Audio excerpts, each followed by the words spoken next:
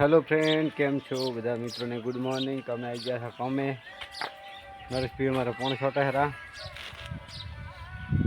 आज प्लास्टर करवानुं छे गाम चंदणानी अंदर। तो काले हूँ कमे आयो तो काले नीचे कमे गयो तो नरेश भाई काले करो पकड़ नाख्यो पूरो।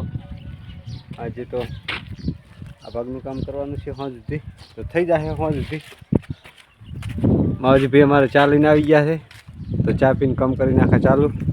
माल पण तैयार थई गयो छे